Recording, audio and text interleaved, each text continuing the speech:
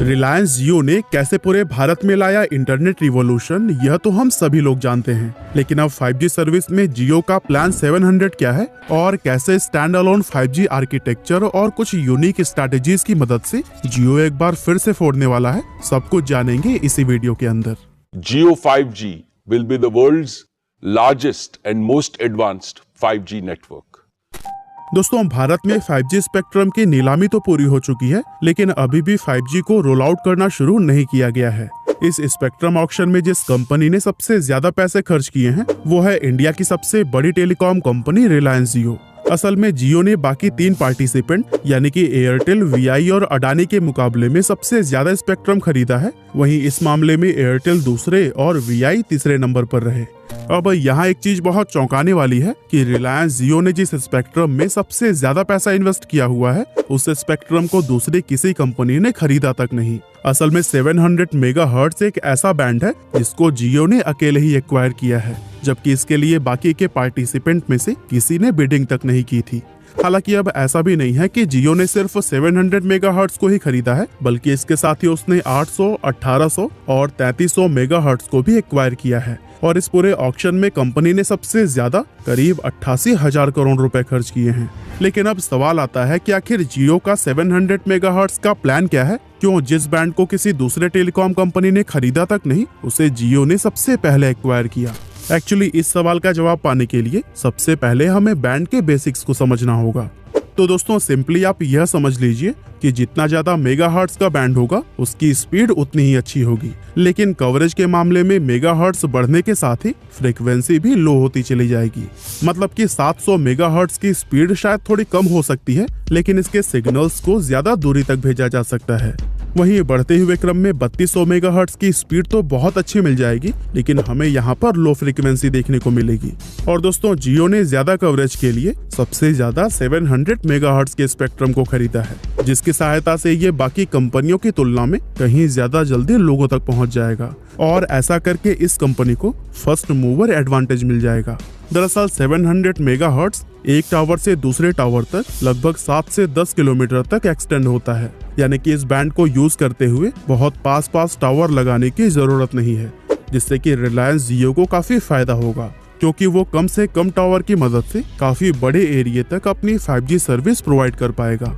वहीं जियो के सबसे बड़े कॉम्पिटिटर भारतीय एयरटेल की अगर बात करें तो उन्होंने टोटल 19.8 गीगाहर्ट्ज स्पेक्ट्रम खरीदा है, जिसमें 900, 1800, 2100 और 3300 मेगाहर्ट्ज जैसे बैंड शामिल हैं। और इस पूरे ऑक्शन में कंपनी ने करीब 43,000 करोड़ रुपए खर्च किए हैं।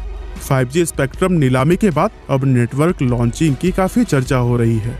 असल में रिलायंस जियो ने भारत के अंदर 5G मोबाइल नेटवर्क की टेस्टिंग कामयाबी के साथ पूरी कर ली है और वो 1 Gbps से भी ज्यादा स्पीड हासिल करने में कामयाब रहे हैं। और अब जल्द ही America, South Korea, Australia, Switzerland और जर्मनी जैसे देशों की तरह भारत के लोगों को भी 5G टेक्नोलॉजी से 1 Gbps इंटरनेट स्पीड की फैसिलिटी मिल पाएगी।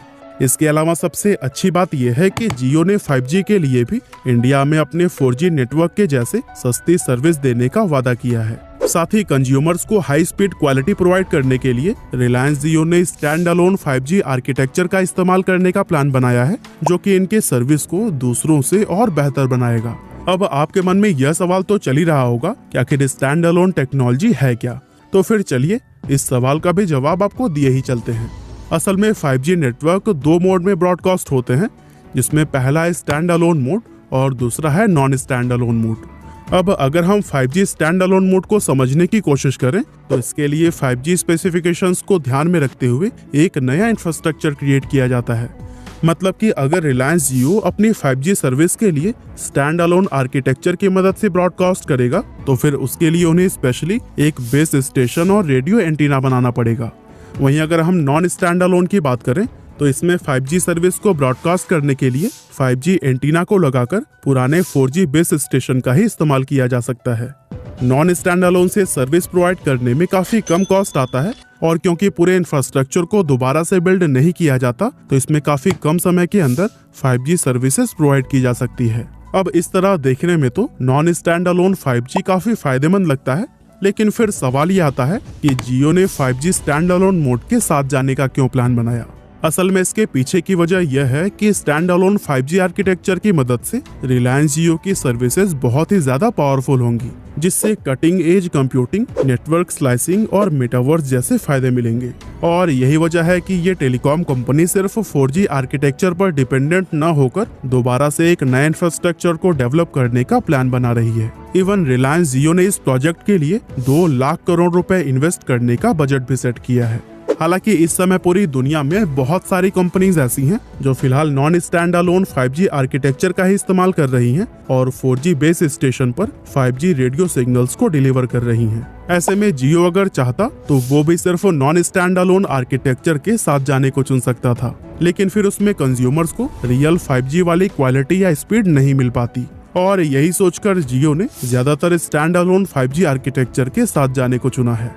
और दोस्तों, इस तरह से जियो के इस स्टेप से Bharat stand alone 5G architecture का इस्तेमाल करने वाला दुनिया का 6वां देश बन जाएगा, क्योंकि फिलहाल अभी 5 देशों में 7 टेलीकॉम कंपनीज ही ऐसी हैं जो कि स्टैंड अलोन 5G आर्किटेक्चर का इस्तेमाल कर रही हैं।